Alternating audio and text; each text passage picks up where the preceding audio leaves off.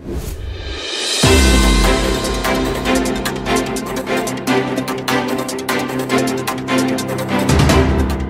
दोस्तों, मैं अतुल जोशी एक बार फिर आपके फेवरेट चैनल एएमवी न्यूज़ में आप सभी का हार्दिक स्वागत करता हूं। जैसे कि आपको पता है, एएमवी न्यूज़ डिजिटल प्लेटफॉर्म पर पहला वीडियो न्यूज़ चैनल है जो फोटोग्राफी वीडियोग्राफी दुनिया की सारी खबरें आप तक पहुंचाता है।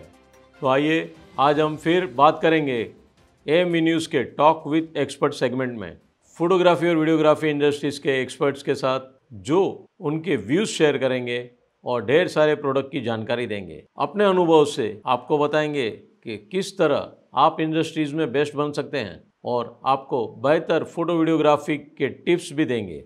पहले हम बात करेंगे फोटोग्राफी वीडियोग्राफी इंडस्ट्रीज के एक्सपर्ट्स प्रीतेश राव जी से। प्रीतेश राव जी, जिन्हें वेडिंग और फैशन फोटोग्राफी का बहुत अच्छा एक्सपीरियंस है और उन्होंने जेजे स्कूल ऑफ आर्ट से ग्रेजुएट किया हुआ है और अभी ये पर्ल एकेडमी मुंबई में course leader professional for photography का काम कर रहे हैं।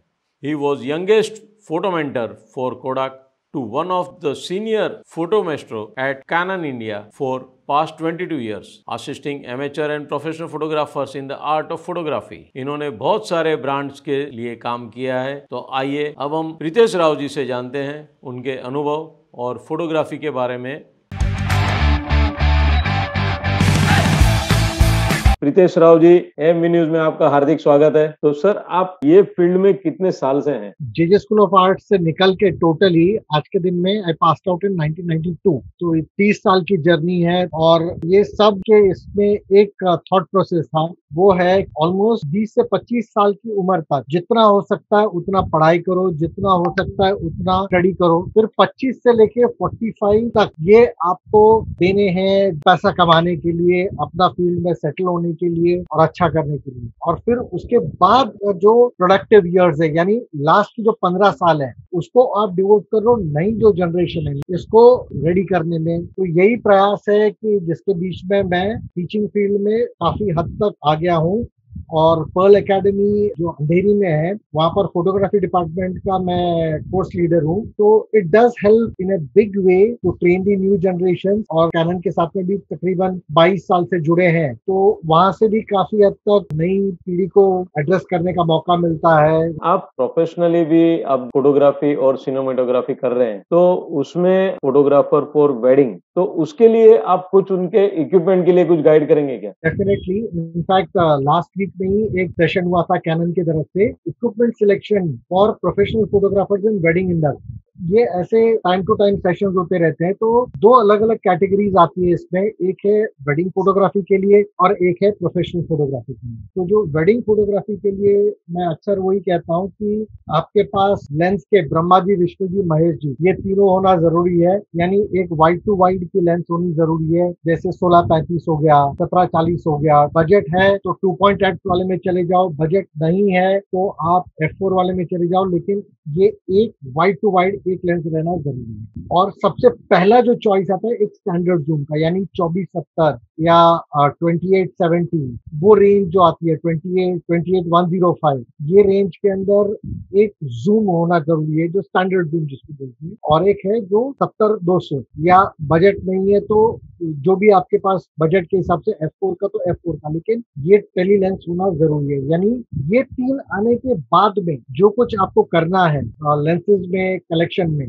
वो फिर आप पिक फोकल लेंथ लेंसेज के ऊपर चले जाओ। सबसे पहले तो मेरे हिसाब से 50 mm आना जरूरी है। फिर आते हैं वाइड्स की तरफ, यानी 14 mm है, 20 mm है, 24 mm है, 35 mm है। यानी ये वाइड के जो रेंज है वो वाइड की रेंज को बचा लो। वाइड की रेंज जैसे फिनिश हो जाती है, फिर आपको जाना है टेली की तरफ, यानी 85 ले लो, 100 mm ले लो, फिर 135 ले लो। तो ये सब ब्लॉक लेंसेज है। ये ब्लॉक लेंसेज क्यों मैं बता रहा हूँ? ब्लॉक लेंसेज का जो खासियत है वो है नंबर ऑफ एलिमेंट्स जो है वो कम हो जाते हैं, और लेंस के एलिमेंट कम होने से एक बहुत बड़ा बेनिफिट ये मिलता है कि जो क्वालिटी है वो बेहतर हो जाती है। जूम लेंस के अंदर कैसा सब कुछ कंप्रेस हो जाता है, लेकिन जैसे ही जिस मोमेंट पे आप वेडिंग और जिस तरह की वेडिंग हम लोग शूट करते हैं उसमें अगर जो कहे तो एल सीरीज के जो 2.8 वाले लेंसेज हैं वो हम लोग ज्यादा प्रेफर करते हैं, और फुल फ्रेम में वो भी काफी दूर की जर्नी है। तो ये जैसा जैसा ही प्रोफेशन बढ़ते गया, तो लेंसेज भी बढ़ते गए, कैमरास का भी संसार बढ़ते गया,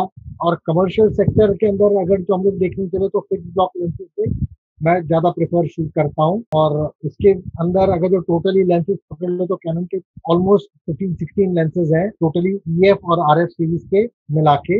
ये थोड़े बहुत इसमें यानी आप पकड़ लो एक 20 मेगापिक्सल का कैमरा से लेके 50 मेगापिक्सल का कैमरा तक कंप्लीट सेटअप है। सर ये जो आपने बताया लेंसेज के बारे में, तो what about body? Yes, body personally मेरा एक ओपिनियन है कि अगर जो आप वेडिंग फील्ड में हो तो सबसे बेस्ट पड़ता है कि आप फुल फ्रेम में जाओ तो ज्यादा बेटर है। बिकॉज फुल फ्रेम के अंदर जो आपका लैटिट्यूड है वो बेहतर हो जाता है। सेकंड है हायर वर्किंग ISO, ये बेटर हो जाता है। सिग्नल टू नॉइज रेशो ये कम हो जाता है। आपके पास ज्यादा मेगापिक्सल का कैमरा है तो अगर जो कहीं पे जाके आपको क्रॉप वॉप भी करना पड़े तो वो भी हो जाता है। तो ये सब चीजें कहीं ना कहीं पे काम आती है। तो definitely I will prefer going in with a full frame body, भले ही वो वेडिंग हो या कमर्शियल फील्ड हो। लेकिन definitely yes, I also keep a crop sensor body. Crop sensor body every 5, 7, 10 years normally उसको मैं चेंज करता हूँ। अभी जैसे आपने बॉडी के लिए बताया, लेंसेज के लिए बताया, तो समथिंग टिप्स कुछ देना चाहेंगे अबाउट लाइट्स? यस, एक जमाना था,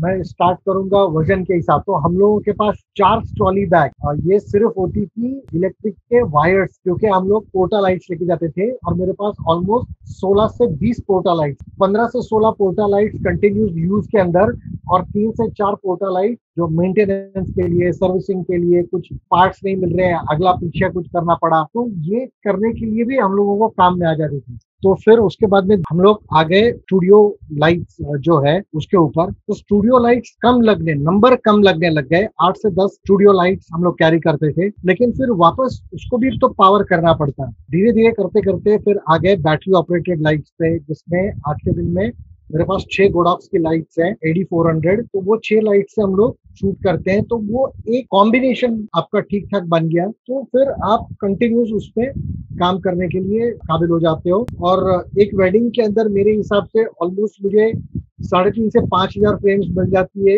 एक गोडॉक्स के चार्ज सेट में।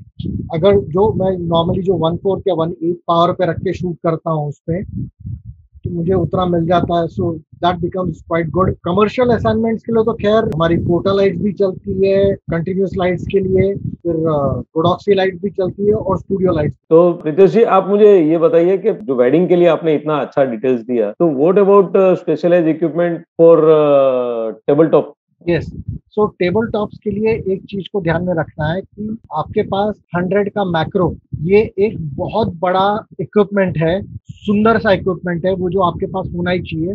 सेकंड, अगर जो आपका बजट बनता है तो वो मैक्रो आप tilt shift lens, TS lens जिसको बोलते हैं हम लोग, इट्स अ मैनुअल लेंस, लेकिन उससे सब आपका जो टिल्ट शिफ्ट का जो मूवमेंट है ये सब प्रॉपर केयर हो जाता है। आपको कोई टेबल टॉप, अभी जैसे ये बॉटल मैंने शूट करनी है, ओके, अब क्लाइंट को चाहिए कि मैंने ये ऊपर का भी थोड़ा सा पार्ट देखना है, ये आगे का भी परफेक्ट दिखना है, सब कुछ दिखना है, बॉटल परफेक्ट स्ट्रेट भी लगनी चाहिए। तो ये सब अगर जो मुझे चाहिए तो उसका जो एंगल है वो कैमरा को ऊपर ले जाना होगा, लेकिन टिल्ट डाउन करके ये शूट करना। तो ये सब जो चीजें हैं वो उससे काफी फर्क पड़ती है। सर, बिफोर लॉकडाउन कुछ आपने कॉर्पोरेट शूट किए हुए हैं, उसका कुछ कोई आपको ऐसा मोमेंट याद आ सकता है जो बाकी फोटोग्राफर्स को एक अच्छा सा उसमें से टिप्स मिल जाए? सबसे एक और इम्पोर्टेंट चीज है कि कभी भी अपने आप को इतना डाउन मत कर देना, ओके, क्योंकि ये चीज मेरे को एक एजेंसी वाले ने ही समझाई थी, ओके, क्योंकि वो एजेंसी में गए थे तो उसने कहा कि भाई मेरे को ट्रैक्टर्स के शॉट चाहिए, तो आपके पास ट्रैक्टर्स के कुछ शॉट है क्या? तो मैंने कहा स्टॉक के अंदर मेरे पास ट्रैक्टर्स के काफी शॉट है, क्योंकि I also shoot for Mahindra and Mahindra tractor. तो बोले ठीक है, तो वो ट्रैक्टर्स के कुछ शॉट्स होंगे तो हमें भिजवा दो, तो हम लोग क्लाइंट के साथ में शेयर करते हैं, क्योंकि वो क्लाइंट रेडिएटर्स बनाता बढ़िया। मैंने कहा तो उनके लेके शूट कर लेते ना, तो बोले नहीं, सिर्फ उनका रेडिएटर जो है वो भेज देंगे शूट के लिए, लेकिन ये वाला शॉट्स आप स्टॉक के यूज कर लें। मैंने कहा नो प्रॉब्लम, और उन्होंने रेडिएटर्स के शॉट भेज दिए, रेडिएटर के शॉट लेके एजेंसी में भेज दिए। प्रैक्टिस के शॉट जो भेजे थे उन्होंने देखा और मुझे मैसेज भेज दिया कि नहीं, ये शॉट क्लाइंट को पसंद नहीं आ रहे, क्लाइंट अपने आप से स्टॉक में से ढूंढ लेगा। मैंने कहा ओके नो प्रॉब्लम, बात पे खत्म हो गई। ऑलमोस्ट 3 महीने के बाद में मैं दूसरे एक एजेंसी में गया था। वहां पर मैंने दूसरे इंडस्ट्रियल विजिट के लिए गया था, शूट के लिए, डायरेक्ट क्लाइंट के लिए। और वहां पे मैंने एक मैगजीन देखी, तो वो मैगजीन खोल के मैं देखने लगा तो मैंने वो जो रेडिएटर वाली कंपनी थी उसका नाम देखा। मैंने कहा यार ये बंदे का तो रेडिएटर मैंने शूट किया है और ये एजेंसी के थ्रू शूट किया है। और ये जैसा ही देखा, मैंने बोला यार ये वाला ट्रैक्टर तो शॉट मेरा है, मैंने ये सांगली में इसको शूट किया था। मैंने कहा यार ये तो क्लाइंट ने तो ये कर दिया था, मेरे को बोला था कि नहीं ये शॉट तो नहीं यूज कर रहे हम लोग। मैंने इमीडिएटली उसका पिक्चर शूट किया और मैंने कहा कि ये एजेंसी को मैंने वहीं से फोन किया। मैंने कहा कि बॉस ये वाला क्लाइंट ने ये शॉट यूज किया है। बोले नहीं नहीं वो आपका शॉट नहीं है। मैंने कहा 101% यही वही शॉट है जो मैंने दूसरे क्लाइंट के लिए शूट किया था, लेकिन ये मेरे स्टॉक में था बिकॉज ये उन्होंने बिल्कुल नहीं यूज किया, क्योंकि उनके पास उससे भी बेहतरीन जो शॉट थे वो उन्होंने ले लिए because that was their assignment. तो मेरे को बोलता नहीं नहीं वो आपका शॉट नहीं है। मैंने कहा कि अगर जो शॉट यूज किया है तो I will charge you for that, only my charge. तो दूसरे दिन मैसेज आ गया कि नहीं नहीं वो आपका नहीं है, वो आपका शॉट नहीं है। तो मैं कहा ठीक है नो प्रॉब्लम। वकील के पास गया, वकील को बोल दिया मैंने, ये कहा मैंने ये ऐसा ऐसा है, ये वाला मेरा शॉट है और ये मेरा ओरिजिनल इसका 120 का जो मेरा ट्रांसपेरेंसी है वो ये है और ये क्लाइंट के लिए था और यहाँ पे मैंने इसको शूट किया था।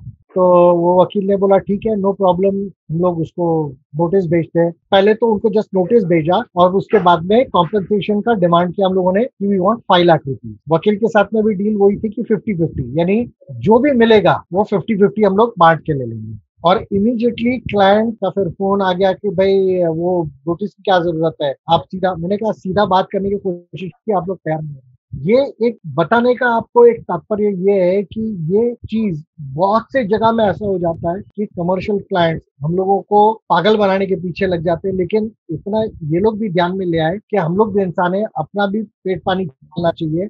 हम लोगों को कम से कम ऐसे वे में टोपी मत लगाओ। वो एजेंसी चली गई मेरे से, लेकिन आई डोंट केयर। ये आपने बहुत अच्छे पॉइंट्स बताए, तो really thank you for that. तो आप नए फोटोग्राफर्स हैं, तो उनको आप जो स्टार्ट करना चाहते हैं फोटोग्राफी, उनको आप क्या कहना चाहेंगे? जितने भी नए फोटोग्राफर्स हैं, ये फील्ड से बिल्कुल कतराना नहीं, बिल्कुल घबराना नहीं। बिकॉज आप लोगों में जो एक हुनर है, भले ही आप लोग उसको ऑनलाइन स्टडी कर लो, जितना हो सकता है उतना वर्कशॉप, वेबिनार, सेमिनार, जो भी मेंटोर का मिलता है उसको स्टडी करो, देखो, यूट्यूब पे स्टडी करो, सब कुछ कर लो, ओके। लेकिन एक चीज को जरूर ध्यान में रखना कि प्रैक्टिकली आपको जाके काम भी करना है। एक आपको इंटर्नशिप भी करनी है किसी अच्छे फोटोग्राफर के साथ में, एटलीस्ट 2 से 3 साल तक आपको जाके सीखना है, प्रैक्टिकली फील्ड पे काम करना है।